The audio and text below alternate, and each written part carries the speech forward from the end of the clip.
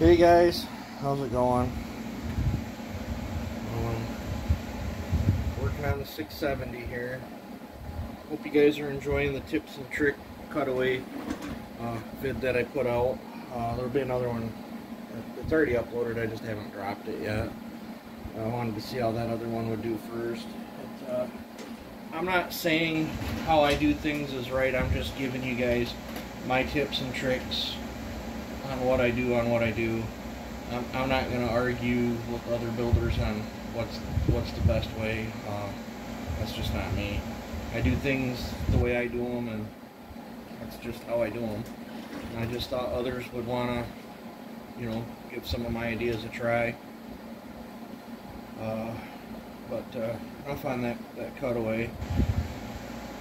I got the numbers on the stock jug here with no base gasket.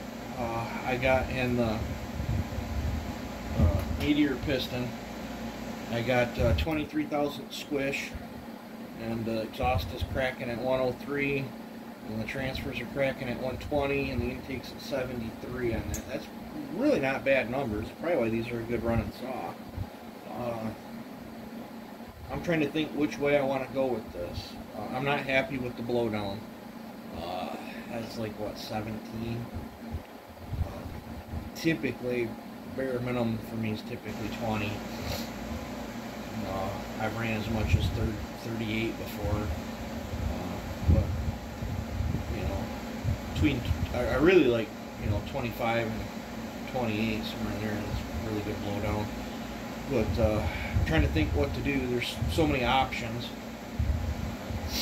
I could I'll just ramble through here and let you guys know of some of the stuff I'm thinking about. It's got a pretty small exhaust port. I'm going to have to widen that some. But I could raise the roof, and every degree I go up on the roof is giving me a degree more of blowdown.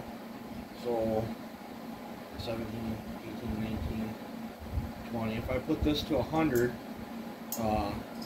that would give me 20 degrees blowdown, and then I could just move the intake, and I would actually be losing compression, but I would have gained a little bit from the base gasket delete.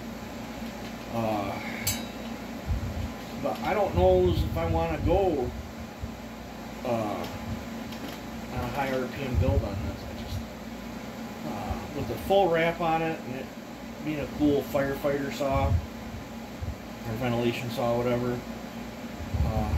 That and this is the only real Johnson red, what I consider a real Johnny red, in my collection. I'm thinking about doing kind of my own usable work saw firewood build on the thing. I'm thinking about cutting the chamber, which would then allow me to cut the base and bring everything down. I'll be bringing the transfers with it, but I'll be lowering the intake, and then I can turn around and raise the roof back up to around 102 and have the blowdown that I want, the exhaust I want, a boost in compression, and get my intake all at the same time. This has it's pretty much a flat floor. Typically I like a nice tapered approach in, but with this design, this saw, I can probably sneak more intake timing in than I normally would, just from the design of the flatness of it. Like this thing would probably handle 83 fine, maybe even 85. But and then on the transfers, I'd probably elongate that one. I can see where the old piston road, where I got room, I could scoot the widers out, but I don't think I'm going to go that route on this. I think I'm going to leave them stock width here and just get rid of this lip right here. But this thing, I guess let me get you up. I don't know, it's going to be hard to grab a flashlight. freaking cleaned air filters at work on the machine, so my sinuses are screwed today, guys. Blew out all the dust. And them big Caterpillar machines have been super dry.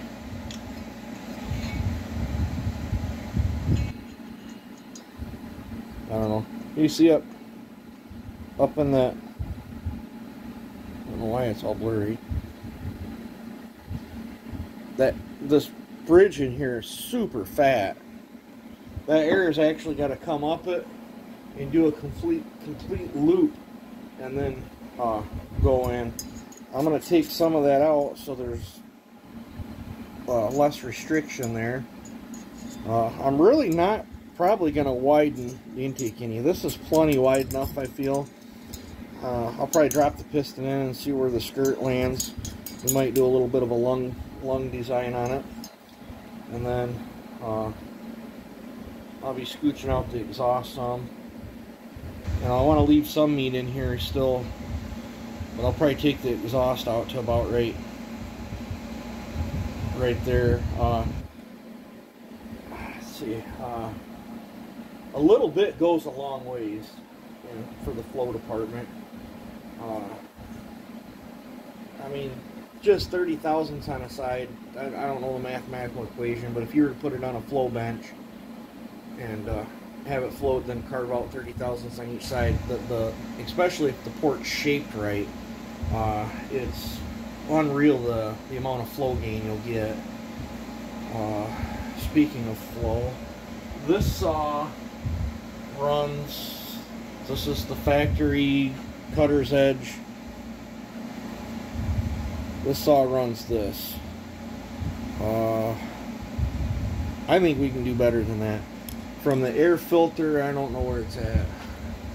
The air filter comes in on the outside, so the air comes in, hits this wall, and then has to jump over and go down in. I think we're gonna come in here, put this in the lathe somehow, or I'll hand grind it out, one or the other. But I think I'm gonna taper and feather this back, something like a velocity stack. Not exactly, but this doesn't go down far enough with enough meat on it to do like what I would call a true velocity stack. But we can cut some of that abruptness off that. And I don't know if this had this rubber gasket in it, but the whole inside of that throat of that carburetor, and I don't know if it's because they weren't oiling the pod, that foam filter, or if something was leaking on it, but this saw was ingesting copious amounts of sawdust, and I don't, when we're done with it, I don't want it to do that. The muffler cleaned up pretty good. I'll have to widen it, whatever I do to the port, and I'm probably going to come in here.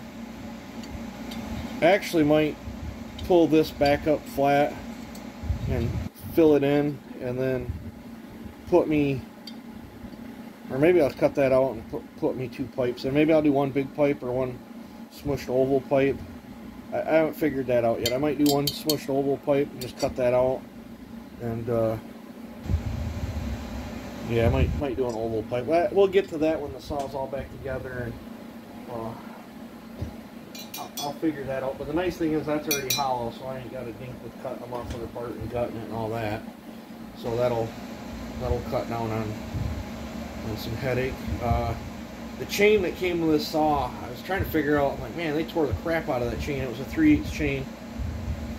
It beat the freaking living tar out of the chain. It looked horrible. And then when I pull the clutch off to hook up the timing wheel, this thing's got a 404 7-pin sprocket on the thing, and they were running 3/8 chain on it. No wonder why it's all beat to crap. To this day, I still don't understand why people mix and match the sprockets wrong and then try to run them. I'll never understand it. It's not hard to match up your sprockets to your chain. If you run 325, you run 325. If you run 404, you run 404. If you don't know, go to a saw shop and ask somebody, or, you know, there's always somebody that you can ask, you know, if when in doubt. Dead giveaway would be rolling your chain over and wondering why it's binding up. But yep, I've seen that I don't know how many times. It's unreal. Let's see, trying to think what else. This saw cleaned up pretty good. Got a nice cable ring for it. I already got the wrist pin sitting in there. Another option we could do too is cut the crap out of the base and do a pop-up, but I'm not going to gain my blowdown. Another option we could do is I could slightly taper this piston and then cut a taper in there. But for me to cut the tapers, it's absolutely tremendous work. It's horrible to do. It's horrible for me to cut the chamber too. It's absolutely miserable for me to cut chambers. But sometimes I do it, and how I do it, I just don't put it out there, because how I do it, there's a 70% chance I could ruin a cylinder, and I'm not gonna put that out there for you guys to give it a go, and then you guys be wrecking your cylinders left and right. I've killed a few of my own cylinders. That's typically why I don't cut. If I need a chamber cut, I'll reach out to some other machinists and stuff that, or if it's not mine. If it's mine, I'll attempt it. You know, I'll ruin my stuff. But I'll probably do this one myself too. And on my luck, I'll probably ruin it. But then I'll be, you know, I'd really like to keep this all Johnson red stuff. But if I ruin it, we'll probably have to switch it over to, you know, Husqvarna stuff. And at that point, then we might as well do 272 big bore top end on it. If I got to buy carb adapters and all that fancy stuff. I really, as far as I can tell, I think Johnson Red was the only one that ran this type of intake. I think all the Husqvarnas have bolt-on blocks, and I prefer a rubber boot over a bolt-on block. I've had problems with them bolt-on blocks sealing on the cheap aftermarket gaskets, and it's getting kind of hard to get the OEM stuff anymore. But I just thought I'd talk about some options. I'd really like to cut the chamber and get the blowdown where I want it. You know, another option is you know, cut the base, cut a pop-up in this, and then jack the compression up way high, and then raise the snot out of the roof up around 98, 96, somewhere in there, and just zing this thing hard and get the power that way. But I don't, for actual daily using, I'm not a sawzinger like that. So I like a good broad brutal torque band like them 620s have. It's just, and 7310s and 4910s. That's what I like to cut firewood with. It's just that awesome in the wood feel, like you can go out and take any tree out and there's no worries. So, but I think I'm gonna call that a video here. Just had some company show up, so you guys have a good one and take it easy.